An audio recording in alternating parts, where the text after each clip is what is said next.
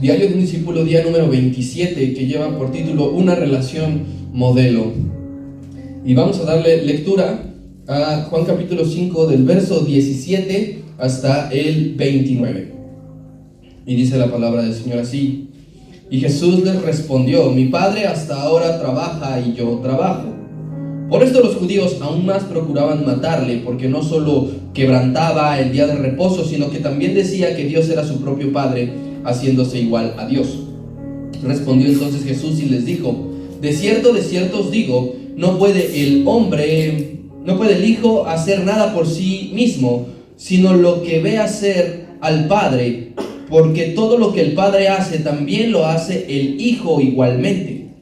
Porque el Padre ama al Hijo y le muestra todas las cosas que Él hace, y mayores obras que éstas le mostrará, de modo que vosotros os maravilléis.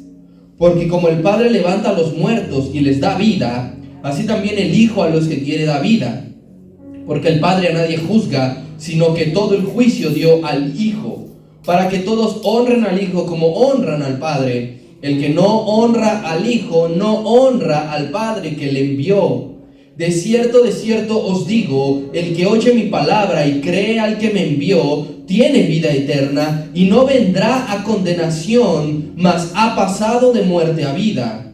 De cierto os digo, viene la hora, y la hora es cuando los muertos oirán la voz del Hijo de Dios, y los que la oyeren vivirán. Porque como el Padre tiene vida en sí mismo, así también ha dado al Hijo el tener vida en sí mismo. Y también le dio autoridad de hacer juicio, por cuanto es el Hijo del Hombre. No os maravilléis de esto, porque vendrá hora cuando todos los que están en los sepulcros oirán su voz. Y los que hicieron lo bueno saldrán a resurrección de vida, mas los que hicieron lo malo a resurrección de condenación. Una relación modelo. Muchas personas, hermano, por no decir todas, porque fácilmente yo podría decir todas, pero muchas personas soñamos con tener excelentes relaciones. Soñamos con tener excelentes relaciones en nuestra familia, llevarnos bien con todos. Tener excelentes relaciones con amigos, llevarnos bien con todos, con los vecinos, con los hermanos de la iglesia. No me diga que a usted le gusta estar de pleito. ¿A quién se le gusta vivir de estar de pleito? Nos gustaría a todos llevarnos bien. Relaciones que sean llenas de confianza, que podamos confiar el uno del otro siempre, que brinden seguridad, que sabrás que no te van a lastimar ni que tú vas a herir a nadie. Relaciones que estén llenas de apoyo, poder contar con cualquiera de estos núcleos en el momento en que lo necesites. Desgraciadamente en el ámbito humano esto no es posible. Es muy complicado que tú te lleves bien con todos, es casi imposible porque no somos perfectos. Yo no soy perfecto, tú no eres perfecto, tenemos diferentes formas de ser y de pensar, y eso hace que las relaciones pues no sean un modelo. Así que las relaciones humanas fallan de una u otra manera. La única relación que es perfecta, la única relación que por siempre ha sido perfecta, sin mancha, es con Dios. La que tú puedes tener directamente con Dios, porque tu relación con Dios contiene todas las características buenas que buscas en una persona con la cual buscas relacionarte. En Dios puedes confiar, en Dios puedes creer, en Dios puedes tener seguridad. Él te ama, pero Dios busca lo mismo de ti, que Él pueda confiar en ti, que Él pueda esperar lo mismo de ti, que le ames igual. Así que esto que nosotros acabamos de leer es la relación del Padre con el Hijo, es la relación modelo en la cual nosotros tenemos que fijarnos para poder basar y construir la misma relación que necesitamos con Dios. Los próximos 31 versículos, porque todavía faltará ver del 30 al 47, así que sumando del 17 al 47 dan 31 versículos. Esos 31 versículos son fundamentales en el cristianismo, queridos hermanos. Si tú quieres conocer verdaderamente las bases del cristianismo, si tú quieres solidificar lo que el Señor significa para ti, hay que prestar atención especial en estos 31 versículos. Nosotros venimos de dos milagros extraordinarios. ¿Cuáles son los dos milagros que vimos en el capítulo número final 4 y 5? La sanidad del hijo del noble y la sanidad del paralítico. Venimos de ahí. Pero ahora, en estos próximos versículos, el Señor nos enseñará puramente doctrina. Diga conmigo, doctrina. Todo esto es doctrina, por eso es bien importante, querido hermano, que le prestemos atención. A mucha gente no le gusta la doctrina. Escucha esa palabra, inmediatamente piensa que es algo aburrido. Escuchan doctrina y dicen, y allí no hay milagros, y allí no suceden cosas extraordinarias. Ya vimos que Dios puede hacer milagros, y de los grandes y de los poderosos, pero también vemos que el Señor está interesado en que tú aprendas doctrina, que aprendas lo que significa Él. Es muy importante para que conozcamos a Dios verdaderamente. Cuando tú adquieres doctrina, a la par de que estás creyendo, estás impidiendo caer en herejías, hermano. Mucha gente cree en herejías, sigue falsos maestros. ¿Sabes por qué? Porque no tienen doctrina, porque no conocen la doctrina del cristianismo. Así que nosotros necesitamos verlo detalladamente, porque hay un montón de profundidades, hay un montón de verdades espirituales en estos primeros versículos que nosotros leímos. Primeramente, lo que te tengo que decir es que esto que acabamos de leer es una muestra más de que el maestro no temía decir las verdades. Es un acto de valentía, esto que le está diciendo, porque recuerda que está enfrentado con los fariseos, ¿sí? Así que lo que está haciendo es algo muy valiente. El Señor Jesús era muy valiente como persona, porque sabía que al decirle esto a los fariseos, inmediatamente le iba a traer persecución, pero no por eso se cayó. No por eso dijo, bueno, no les voy a decir nada porque no les quiero caer peor de lo que ya les caigo, porque no quiero tener problemas con ustedes, muchachos. Al contrario, se les plantó y seguro eran 10 contra 1, 15 contra 1. Yo te invitaría a que tú digamos, ay caray, me tengo que pelear contra 15, a ver si sigues igual de valiente. Así que el Señor Jesús estaba volteando a todos lados y veía puro fariseo, pero él no se cayó. Esa valentía que a veces a ti y a mí nos hace falta en la calle y ante el mundo, ¿verdad? Porque a veces decimos, ay, y si hablo y si digo algo de Dios, se van a burlar de mí y ya no me van a hablar y me van a tirar de loco. Bueno, al Señor no le importó nada de eso, así que fue muy valiente. Cristo no cierra su boca y les responde a los judíos, les revela su identidad, les está diciendo quién es Él. ¿Quién es Él? El versículo 18 dice, no solamente lo perseguían y lo odiaban porque quebrantaba el día de reposo, sino que se hacía igual a Dios. El Señor Jesús les está diciendo, yo soy el Hijo de Dios. Así que en esta noche te voy a enseñar 3 características de la relación modelo que es el Padre con el Hijo. Característica número 1 es la imitación. ¿Qué te dije que es? La imitación. Versículo 17 al 19 dice, y Jesús les respondió a toda esa bola de fariseos, mi Padre hasta ahora trabaja, por lo tanto yo también. Por eso los judíos aún nos procuraban matarle, porque no solo quebrantaba el día de reposo, sino que también decía que Dios era su Padre, haciéndose igual a Dios. Respondió Jesús y les dijo, de cierto os digo, no puede el Hijo hacer nada por sí mismo, sino lo que ve hacer al Padre, porque todo lo que el Padre hace, también lo hace el Hijo igualmente. La primera característica para una relación modelo con Dios es la imitación. Los hijos naturales, tú eres hijo, quizá tienes hijo, yo soy hijo, tengo una hija. Los hijos son una reproducción de los padres en algún sentido. A veces llega por cuestiones innatas, llega por cuestiones de biología. Por ejemplo, la misma posición al dormir. Padre e hijo, madre e hija, duermen igualitos, roncan igual. Algún gesto, ¿verdad? Que tú le puedas ver a tu hijo o que te hayan dicho, es la misma cara tu padre, ¿verdad? Son actos innatos, no buscamos imitarlos, se dan por sí mismos. Pero hay actos que sí buscamos imitarlos por la misma admiración que tú tienes por tu padre, quizá. Algún hábito, ¿verdad? Que dices, no, mi padre se levanta temprano, mi padre sale a correr, mi padre ve noticias, mi padre come saludable. Alguna costumbre, mi padre tiene la costumbre de reunirnos los domingos, de comer en familia. Algún acto que tú busques imitar en forma de ser. Me gusta que sea bromista, me gusta que sea serio, me gusta que sea estricto, incluso algo de vestir. Mi padre me gusta que se vista seriamente, me gusta que estos ciertos colores, y esas cosas tú ya no las traes innatas, sino que las buscas imitar. Cristo nos está diciendo que, contrario a lo que muchos pueden imaginar, el Padre siempre está trabajando. Él le dice a los judíos: yo estoy haciendo esto porque mi Padre siempre está trabajando. Él siempre está actuando, Él siempre está obrando de alguna u otra manera. Y esto lo ha hecho el Padre desde el principio. Trata de verlo con revelación en el Espíritu. Desde el principio, cuando estaba el Padre y el Hijo, el Padre siempre ha trabajado y el Hijo siempre ha visto que el Padre trabaja. Y pasa el tiempo antes de que viniera el Señor, y estaba el pueblo de Israel antiguo, y estaba la época de los jueces, de los reyes, de los profetas, y el Hijo siempre estaba viendo que el Padre seguía trabajando. Todo el tiempo veía el Hijo al Padre trabajar. Así que cuando viene el Hijo en forma de hombre a la tierra, tiene que hacer exactamente lo mismo. Lo imita porque dice: yo he visto que mi Padre trabaja y yo sé que sigue trabajando, por lo tanto yo tengo que seguir trabajando, tengo que seguir haciendo la obra que me fue asignado. Y sabes, el Señor no está poniendo límites ni de día ni de hora, porque Él está diciendo: no me importa si es día de reposo, si mi Padre trabaja, si mi Padre hace algo el día de reposo, eso para Él no representa un límite. Así que por eso el Señor estaba haciendo esas obras en el día de reposo. El Hijo siempre hará lo que el Padre hace, siempre.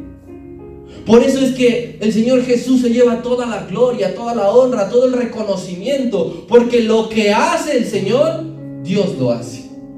Porque lo que está haciendo el Señor solamente es una imitación de lo que ha visto hacer al Padre. ¿A cuántas personas el Padre no ha sanado? Vino el Señor y sana a los enfermos, porque es lo que ve hacer a su Padre. Así que, hermano, aquí está la clave. Si tú quieres tener una relación modelo con el Señor, si tú quieres ser reconocido como hijo de Dios, debes de imitar al Padre. No tienes que hacer cosas diferentes. Tienes que hacer exactamente lo que Él hace. Y una de las cosas que Dios hace, que el Señor hace y que tú debes de hacer para ser considerado hijo de Dios, es trabajar. Es trabajar en el reino. No hablo de un trabajo común o el trabajo que tenemos todos para poder alimentarnos. Hablamos de un trabajo de reino. Si Dios ha trabajado y sigue trabajando, si Cristo trabaja, tú y yo debemos seguir trabajando en la obra. No puedo decir: yo soy hijo de Dios y estar sentado rascándome la panza. No puedo decir: yo tengo una relación con el Padre y esperar a que Dios lo haga todo, que Él descienda otra vez en forma de hombre y le predique a los hombres, cosa que me toque y me corresponde a mí. Si el Padre trabaja, yo lo imito y eso me hace hijo suyo. Cualquier cosa diferente que Dios no haya hecho, que Cristo no haya hecho y que tú hagas, en automático te deja de constituir hijo de Dios. Si tú dices: me voy a poner a robar, Dios nunca robó. El Señor nunca robó. Pues me voy a poner a pelear, me voy a poner a decir un montonal de cosas. Entonces no eres hijo de Dios, porque los hijos de Dios imitan al Padre, imitan a Cristo, que es nuestra referencia más cercana para con Dios. Mira, el mismo evangelista Juan escribe en la primera carta de Juan, capítulo 3. Tú puedes leer en casa, ya sabes que yo casi siempre te dejo tarea. Espero no caerte gordo como le caigo gordo a mis alumnos, que cada jueves les dejo tarea. Y es que es importante para que tú conozcas toda la primera carta de Juan, capítulo 3, habla de quiénes son los hijos de Dios. Nosotros solamente vamos a leer los primeros 3 versículos, pero tú en casa termina el capítulo para que termines de comprender quiénes son hijos de Dios. Primera de Juan, capítulo 3, verso 1 al 3. Y dice así Juan: mirad cuál amor nos ha dado el Padre para que seamos llamados hijos de Dios. Por esto el mundo no les conoce, porque el mundo no tiene una relación con Dios, porque el mundo hace cosas contrarias a lo que el Padre hace, porque el mundo no imita al Padre, simplemente porque no le conocen. El 2, amados, ahora nosotros somos hijos de Dios y aún no se ha manifestado lo que hemos de ser. Habla de la gloria futura, pero sabemos que cuando Él se manifieste, seremos semejantes a Él, porque le veremos tal como Él es. Y pon atención en el 3, dice: y todo aquel que tiene esta esperanza en Él, se purifica a sí mismo como Él es puro. Dice: todo aquel que se considera hijo de Dios, que se cree hijo de Dios, que espera ser semejantes a Él, tiene que imitarlo, porque sin la imitación tú y yo no podremos verle. Si tú no imitas a Dios como Cristo imitó al Padre, y como Él nos está diciendo y le está diciendo al mundo, es necesario. ¿Por qué? Porque lo que Él hace, yo lo hago. Yo no puedo hacer cosas distintas. Yo no puedo quedarme con los brazos cruzados. Es día de reposo. Bueno, sépanse, dijo en otra porción de la Escritura, que aún Dios hace obra en el día de reposo. No hay límite. Así que tú no te pongas límite y no te pongas barrera. Y es que yo no llevo mucho tiempo, y es que como que todavía quiero vivir un poco más, y es que como que estoy muy joven. Cristo entregó su juventud por ti y por mí. Él dijo: estoy en mi edad más madura, en mi edad más fuerte. Pero ¿qué dijo? Voy a dedicarla al ministerio, voy a dedicarla al llamado, voy a dedicarla al servicio. Versículo 19: entonces respondió Jesús y les dijo a todos: de cierto os digo, no puede el Hijo hacer nada por sí mismo, sino lo que ve hacer al Padre, porque todo lo que el Padre hace también lo hace el Hijo igualmente. Este versículo es un arma. Diga conmigo: arma. Este versículo es un arma. Debes de creerlo, o debemos de creerlo, debemos de conocerlo, debemos de dominar este versículo, y si tú puedes, incluso debes hasta memorizártelo, porque te va a ser muy útil. Te va a ser muy útil en la vida allá afuera, porque este versículo va a tirar por la borda todas las falsas enseñanzas de la persona y del papel de Cristo. Tú debes de conocer esto para que puedas defenderlo. Para eso es la doctrina también, para que defiendas el cristianismo.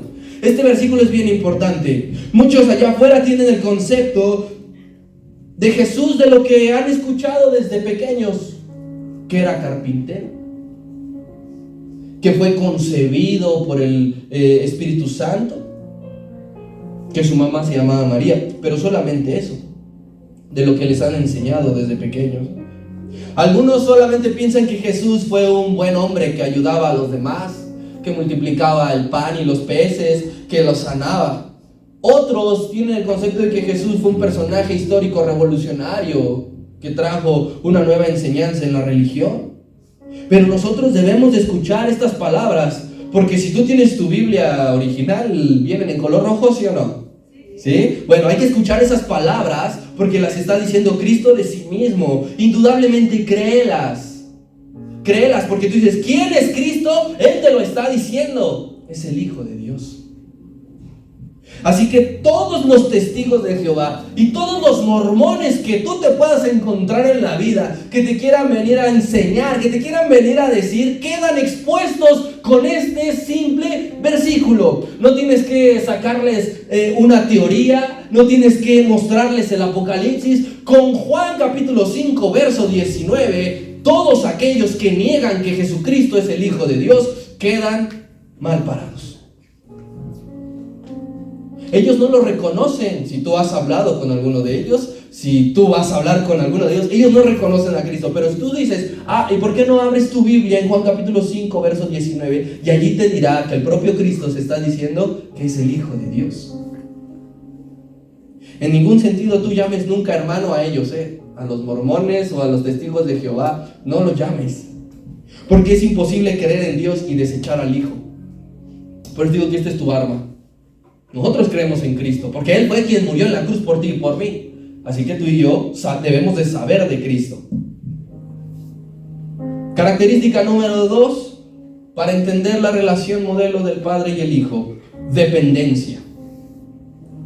Verso número 19, otra vez.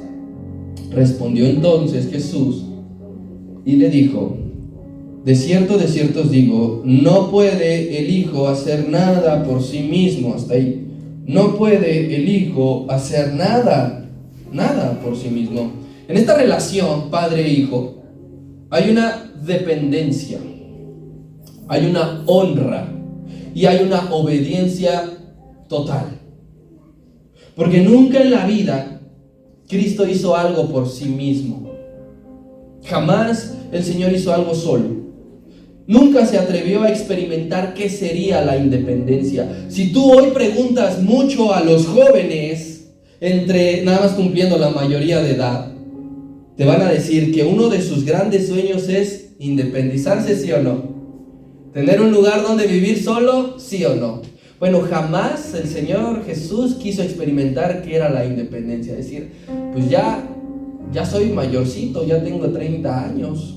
Ya puedo hacer las cosas por mí mismo. Ni siquiera jamás se le pasó por la mente llevar a cabo una obra sin el Padre. Nunca. Todos los personajes bíblicos que hay en la palabra tienen un aspecto de tipología de Cristo. Ya lo hemos visto en la escuela dominical, ¿te acuerdas? Cristo en el Antiguo Testamento, Cristo en el Nuevo Testamento. Todos los personajes bíblicos se asemejan en algo a Cristo, con sus vidas. Moisés nos deja de manifiesto cómo debemos de actuar tú y yo. ¿Cómo debemos de imitar a Cristo también? De no hacer las cosas por nosotros mismos, por nosotros solos, porque a veces nos ataca el espíritu de independencia. Dios te está diciendo, no lo hagas, y tú lo quieres hacer.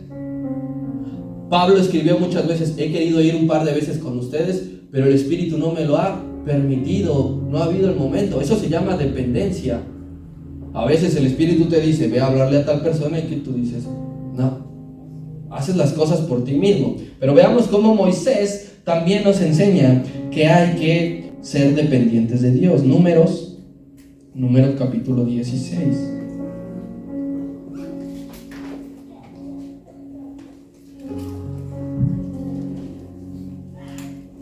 Versículo 28.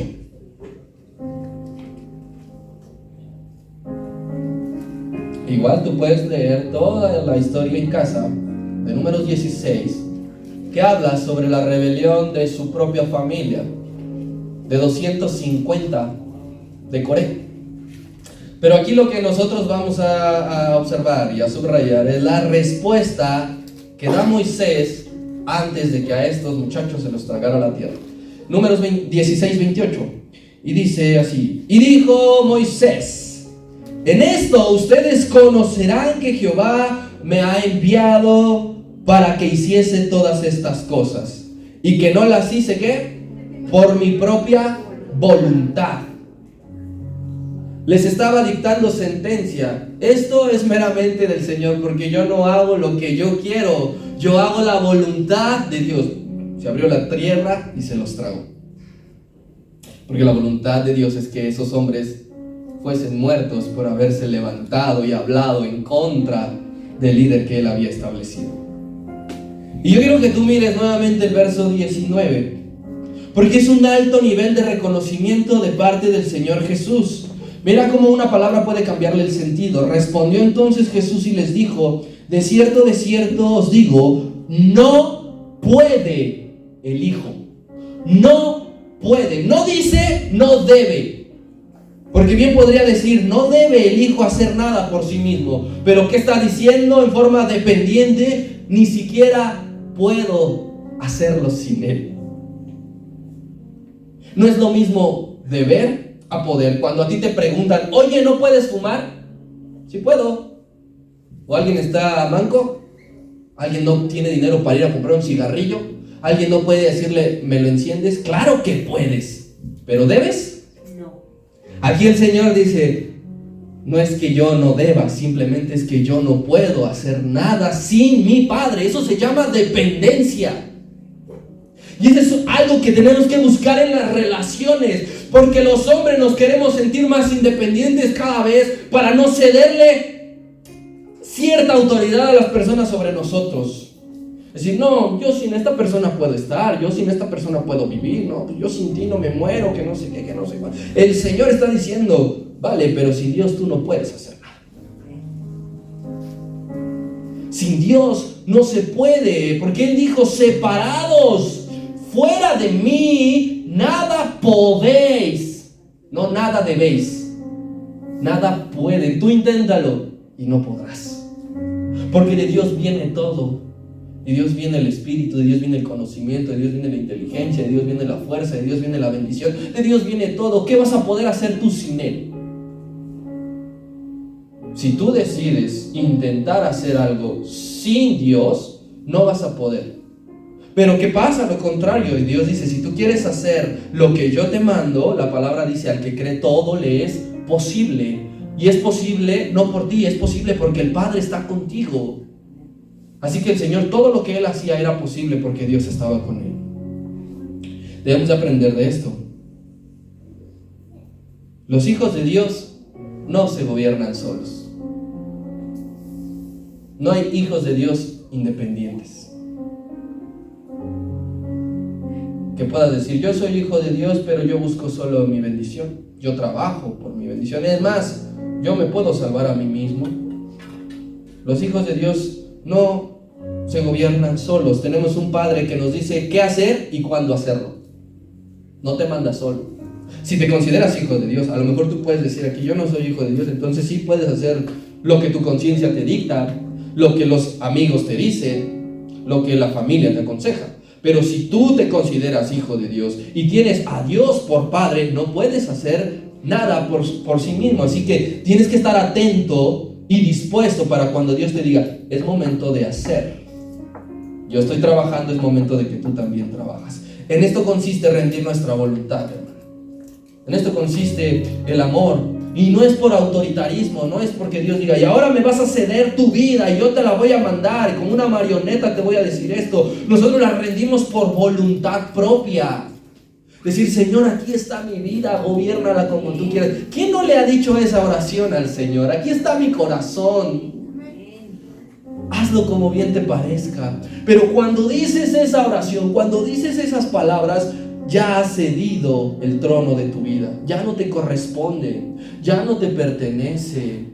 El mismo unigénito de Dios nos está enseñando que es posible tener éxito cuando Dios gobierna tu vida. Porque tenemos ese miedo.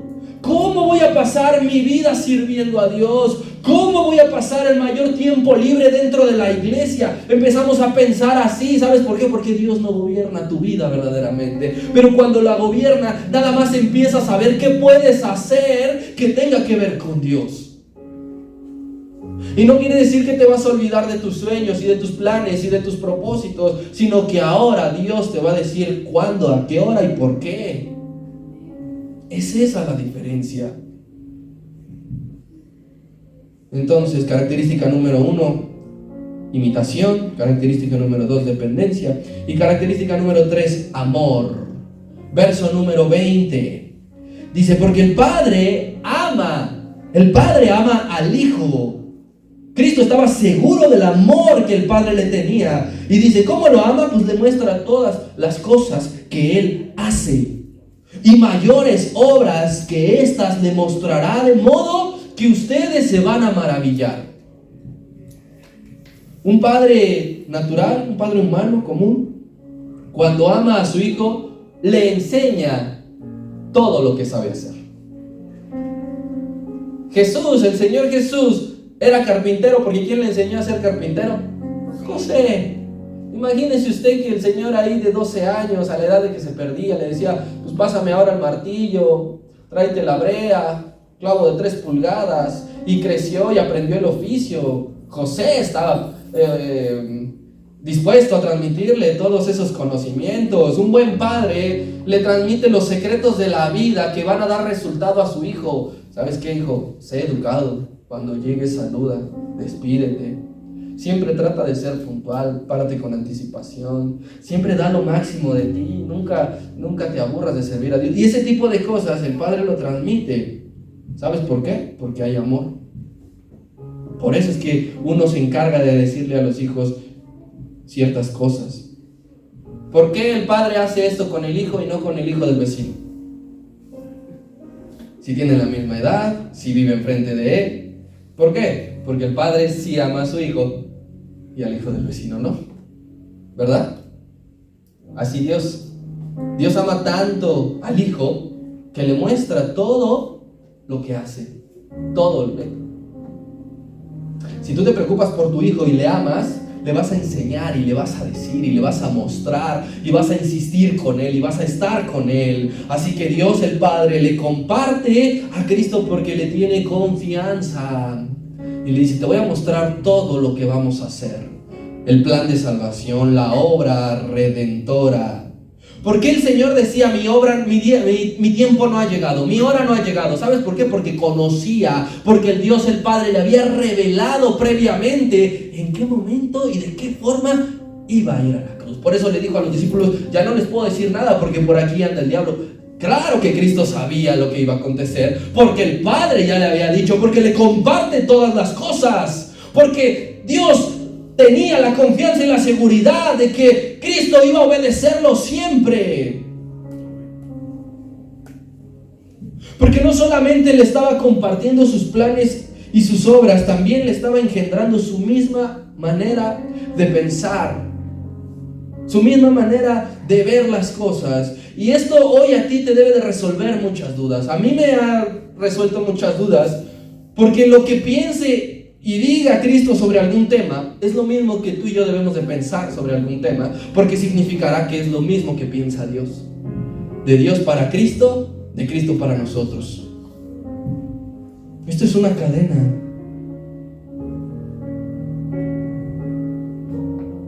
Tú dices: es que ¿qué opino de ciertos temas delicados? De ciertos temas que me pueden costar la vida y que probablemente nos cuesten la vida dentro de poco. Mira lo que piensa Dios de esos temas y entonces tendrás paz. ¿Qué piensa Dios sobre el homosexualismo? Pues en su palabra dice que los afeminados no entrarán al reino de Dios. Pero eso me va a costar. Cristo estaba enfrentando a todos. Tú no tengas temor de decir lo que piensa Dios. Debe ser lo mismo que piensas tú. No te traiciones a ti mismo y no traiciones a Dios diciéndote: creo en Dios, y con la gente: no, sí, deberían de aprobar la ley de homosexuales porque, con tal de tener y ganar amigos. Y eso, y con cualquier otro tema, porque temas hay muchos, pero siempre fíjate qué es lo que opina Jesús, qué es lo que opina Dios, para que sea nuestro pensamiento. No tengas nunca un pensamiento contrario a Dios, no le lleves la contra. Ay, Señor, pero ¿por qué? Eso no debe de ser así, ya estamos en el siglo XXI. Observa qué es lo que habla Cristo sobre tal o cual tema, y es lo mismo que tú y yo debemos defender. Así que el Señor no solamente, en el versículo 20, no solamente estaba afirmando, no estaba presumiendo: Dios a mí me muestra las cosas, como le hacemos a veces: Dios me ha hablado a mí, me ha dicho que te diga esto. Cristo no solamente estaba diciendo que Dios le hablaba, sino lo estaba mostrando. ¿Sabes por qué? Porque cuando dijo: cosas mayores que estas verán, yo creo que iba pasando, tenía abrazado al paralítico y le dijo: ¿se asombran de esto? Pues cosas mayores que ver andar un paralítico verán. Porque cuando el mundo ve obrar a Cristo, está viendo obrar a Dios mismo. Era Dios actuando en medio de esos fariseos, y eso era lo que les repugnaba. Porque cuando Dios te use a ti, el mundo verá a Dios moverse. Pero si tú no quieres tener una relación con Dios, el mundo no verá a Dios. Eres el instrumento. En este momento Cristo era el instrumento, pero ahora el instrumento somos tú y yo. Cosas mayores que estas.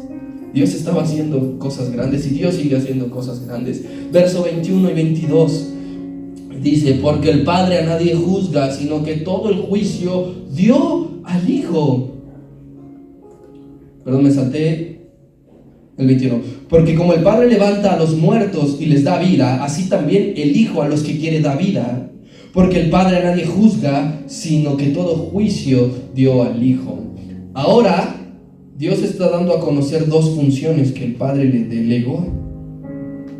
Función número uno, dar vida. Está diciendo: así como Dios da vida, yo doy vida. Ya vimos en el capítulo número 1 de Juan, cuando empezábamos, que Juan decía y describía: en el verbo estaba la vida. Y ahora entendemos por qué Juan lo escribía.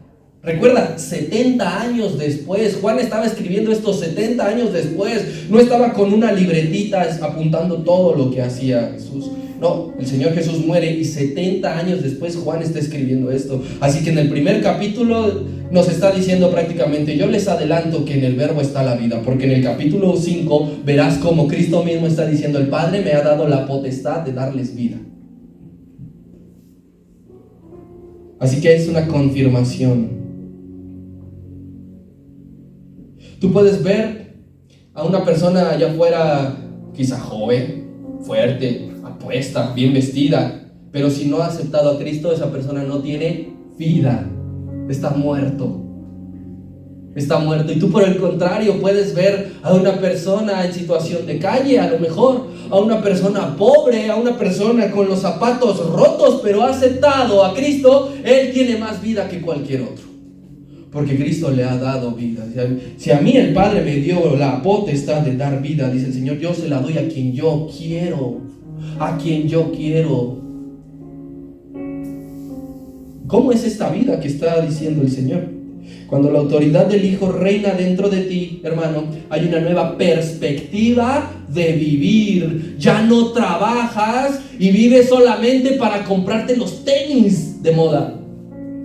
Ya no desgastas tu tiempo y tus fuerzas en estar de fiesta y con amigos todos los viernes, porque ahora la vida de Dios está en ti, así que tu perspectiva cambia. Y dices muchas veces: es sábado, mañana me toca servir, bueno, pues nos dormimos temprano porque yo mañana quiero darle todo a Cristo. Esa es una perspectiva diferente de vivir, porque Dios ha sembrado y engendrado su vida, la autoridad y la potestad que el Padre le dio al Hijo, ahora el Hijo te la da a ti. Pero hay un valor agregado, y es que cuando esta vida acabe, nos aguarda una vida más plena y maravillosa. En eso depende la vida que Cristo da. Lo que no puede hacer, hermano, ni siquiera un médico. Un médico puede prolongar tu vida 10, 15, 20, 30 años, pero algún día vas a morir. ¿El paralítico algún día murió? Sí. Pero Cristo le otorgó la vida plena y maravillosa de la vida eterna. Verso 24, tengo que apurarme un poco. De cierto os digo, el que oye mi palabra y cree al que me envió tiene vida eterna y no vendrá a condenación, mas porque ha pasado de muerte a vida. Entonces, ¿qué es lo que me dice el versículo 24? Las palabras de Jesús son las únicas que trasladan de muerte a vida. Son las únicas. Puedes escuchar cómo la gente cree en horóscopos, cómo se alegra por medianas buenas noticias, pero eso no cambia su condición. Pero escucha las palabras de Cristo y dice: has pasado de muerte a vida. Son las únicas que pueden hacer que cambie tu condición, hermano. Y no hablo de tu condición económica como muchos buscan. Yo creo en Dios porque quiero que mi condición económica cambie. Esa condición no está hablando. Ni siquiera de tu condición física. Está hablando de tu condición espiritual. Las palabras de Cristo son las únicas que penetran hasta lo más profundo y que le hablan a tu alma y dicen: ha entrado la salvación a tu vida, ha llegado la salvación a este corazón. Si usted, querido amigo, no ha escuchado las palabras, y me refiero también a aquellos que quizá están escuchando este video, si usted nunca ha prestado atención a las palabras de Jesús, si tú nunca has creído a las palabras de Jesús, déjame decirte que llevas mucho tiempo estando en condición de muerto. Porque para pasar de muerte a vida hay que prestar atención, hay que creer, hay que seguirle. No te pierdas de la vida que Dios puede darte. Dios tiene una vida preparada para darte, no la deseches, tan solo cree en sus palabras. La fe y el oír están vinculados. No puedes creer si no escuchas. No puedes creer si no lees estas palabras. Por eso, hermano, amigo, escucha a Dios siempre. Escúchalo siempre, allí está. Allí está. Él dijo: escudriñen las escrituras, léanlas, medítenlas, porque me parece que allí tendréis vida. allí te lo está asegurando. Que si tú te metes a la relación que Él puede darte, te va a dar vida. No vas a salir igual de muerto, vas a salir resucitado. La segunda función, ya dijimos que la primera es dar vida, la segunda, verso 22 y 27, dice el 22, porque el Padre a nadie juzga, sino que todo el juicio dio al Hijo. Y el 27, y también le dio autoridad de hacer juicio por cuanto es Hijo del Hombre. Juzgar es otro de los roles de Cristo, porque la autoridad de Cristo será total. No le ha dado únicamente, ¿sabes qué? Solamente puedes dar vida. De juzgar me encargo yo. Darás vida y juzgarás. ¿Y qué juzgarás? ¿Quién ha pasado de muerte a vida? ¿Quién vivirá en condenación y quién en bendición? Por eso es que se le confía el proceso de juzgar. Cristo es quien va a evaluar si las personas han creído o no a su mensaje. No yo. Me puedo decir de aquí, todos los cientos que somos creyeron en el Señor, vámonos todos para el cielo. El Señor puede decir, pero yo creí. Pensaste que creíste, pensaste que tenías vida, pero no. Por eso es que se le dio la capacidad de juzgar. Así que el que va a dictar sentencia es Cristo. El que te va a decir, entra en el gozo de tu Señor, será Cristo. El que te va a decir, nunca os conocí, apartaos, hacedores de maldad, será Cristo. Vayan pasando, mis hermanos. Verso 25 al 29. Tenemos que terminar esta parte para comenzar la siguiente dentro de 8 días. Dice el 25. De cierto os digo, viene la hora. Y la hora es cuando los muertos oirán la voz del Hijo de Dios, y los que la oyen van a vivir. Porque como el Padre tiene vida en sí mismo, así también ha dado al Hijo tener vida en sí mismo. Y también le dio autoridad de hacer juicio por cuanto es el Hijo del Hombre. No os maravilléis de esto, porque vendrá hora cuando todos los que están en los sepulcros van a oír su voz. Y los que hicieron lo bueno saldrán a resurrección de vida, mas los que hicieron lo malo a resurrección de condenación. Por eso digo que esto es bien importante en doctrina, porque tú no puedes decir cuando alguien muere ya está con Dios. Él está diciendo que estarán en un lugar especial, y cuando llegue la hora van a escuchar la voz y todos se levantarán para entonces sí escuchar la sentencia. Esos pequeños detalles hacen la diferencia en la doctrina, querido hermano. Pero aquí lo importante es que el Señor está diciendo, hay muertos espirituales, ¿sabes? Hay muertos espirituales. ¿Quiénes son? Los que no se arrepienten de sus pecados. ¿Vives arrepentido de tus pecados o solamente te sientes mal por un momento? Otros muertos espirituales son los que han dejado de intentar esforzarse. Tú intentas llegar a la meta, en hacer algo, en conseguir algo, en romper algún récord. Tú lo intentas, pero si dices, ya no voy a esforzarme tanto, has pasado de vida a muerte. Así que la autoridad del Hijo, querido hermano, no solamente está reservado para el futuro, porque puedes decir, ¿esto cuándo sucederá? ¿Cuando sea la segunda venida? No, porque desde que vino su autoridad está operando en estos momentos. La autoridad del Hijo está aquí. No solo va a resucitar a los suyos en el día postrero, sino que desde ya, querido hermano, en esta vida, tú y yo fuimos resucitados de la muerte que otorga el pecado. Así que si tú dices, como que no estoy ¿qué decía Pablo? Juntamente con Cristo estoy crucificado. Y si Cristo resucitó, vosotros también resucitaréis. Si tú has creído que Cristo resucitó, cree que Él te puede resucitar ahora. Has perdido quizá el ánimo, has perdido la fe, te has enfriado, has empezado a fingir, estás muerto, pero Él puede resucitarte. Yo nada más, y con esto cierro, yo nada más te insistiría, yo nada más te exhortaría, síguete capacitando en esta vida. Síguete capacitando en esta vida, en la doctrina del Señor, porque nos aguarda